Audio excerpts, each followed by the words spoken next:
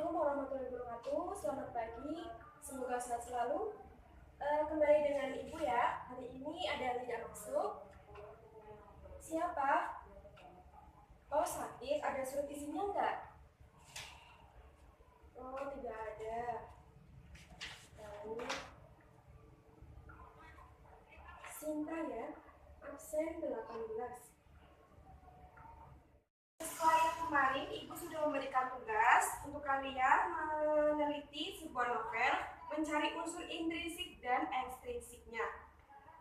Baik, Ibu akan jelaskan kembali unsur intrinsik dalam novel, yaitu tema atau pokok permasalahan, penokohan, pemberian watak atau karakter, tokoh, orang yang berperan di dalam cerita. Jadi penokohan dan tokoh itu beda. Kalau penokohan itu pemberian watak.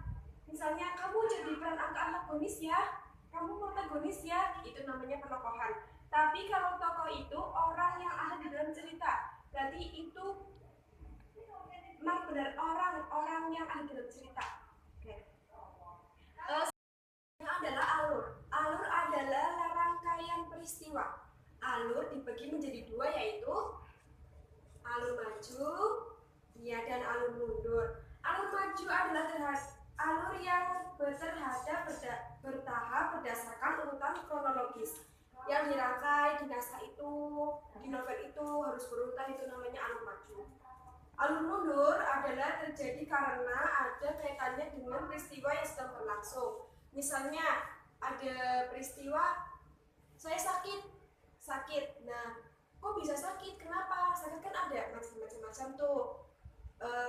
Contohnya sakit karena kecelakaan. Nah, di situ menceritakan kecelakaan, kemudian kembali lagi di waktu yang sekarang. Nah, gitu. Itu namanya alur mundur.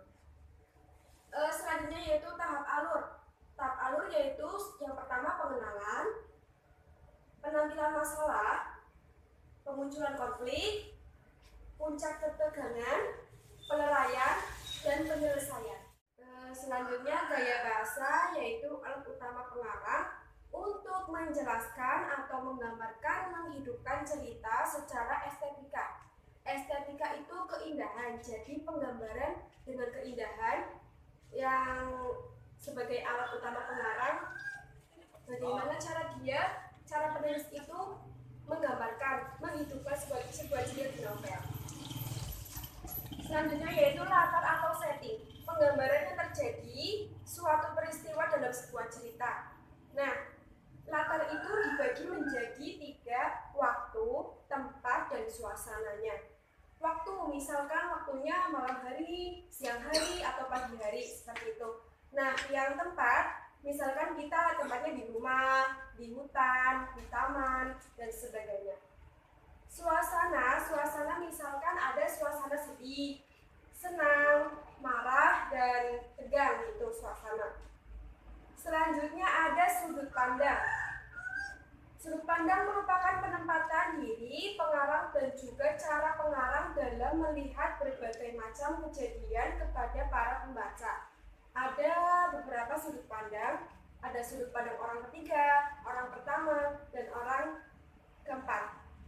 Misalkan sudut pandang orang pertama yaitu menggunakan kata aku, saya, hamba. Nah, yang orang ketiga biasanya menggunakan kata dia, mereka.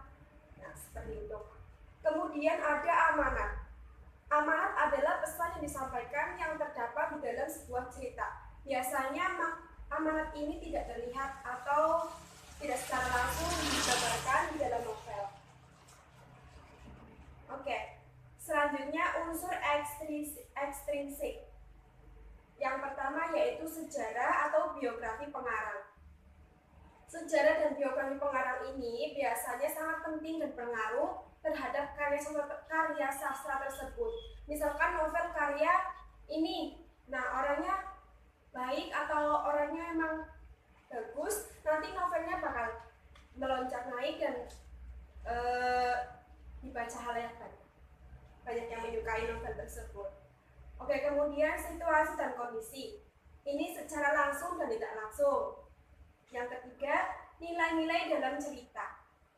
Ada nilai moral, nilai sosial, dan ada banyak lagi.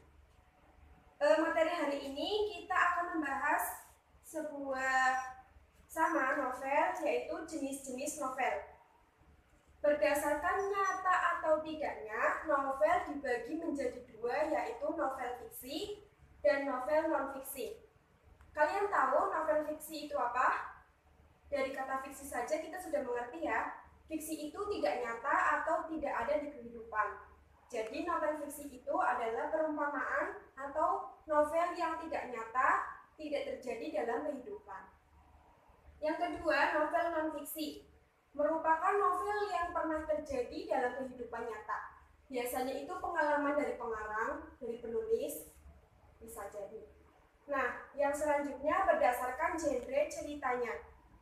Berdasarkan genre ceritanya, novel dibagi menjadi 4, yaitu novel romantis, novel horor, novel komedi, novel inspiratif. Yang pertama, novel romantis biasanya menceritakan kisah cinta dan kasih sayang seorang remaja. Contohnya novel apa? Betul sekali, novel Dilan. Nah, yang kedua, novel horor. Novel horor ini menceritakan kisah dan cerita tentang hal-hal yang menyeramkan dan menakutkan. Yang ketiga, novel komedi atau novel yang menceritakan hal-hal yang lucu dan jenaka. Yang keempat, novel inspiratif. Novel inspiratif ini biasanya memotivasi pembaca atau pengarang itu menginginkan pembaca menjadikan yang lebih baik gitu, mengikuti dirinya gitu. Berdasarkan isi dan tokoh. Novel teen lit. Pernah dengar? Oke, saya jelaskan. Novel teen lit adalah novel yang berisi tentang remaja. Berarti itu novelnya, satu buku itu menceritakan sebuah remaja. Maksudnya itu remaja semua, menceritakan tentang remaja semua. Nah, novel songlit diambil dari sebuah lagu. Misalkan lagu, ada judul lagu Separuh Aku. Nah, itu novelnya judulnya Separuh Aku dan isinya itu sama seperti yang ada di lagu. Kemudian novel cinglit, yaitu tentang perempuan muda.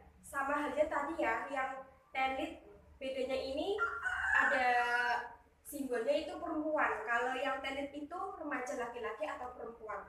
Nah, yang keempat yaitu ada novel dewasa. Udah tahu ya? Berarti menceritakan orang yang dewasa. Nah, ada pertanyaan untuk materi hari ini? Kalau tidak, Ibu akan memberikan tugas kembali di halaman 38. Silahkan dibuka. Oke, dikerjakan nanti dibahas besok pagi. Ada kan pelajaran Ibu lagi? Jam pertama ya. Oke. Sekian dari Ibu, semoga bermanfaat. Wabillahi taufiq wal hidayah. Wassalamualaikum warahmatullahi wabarakatuh.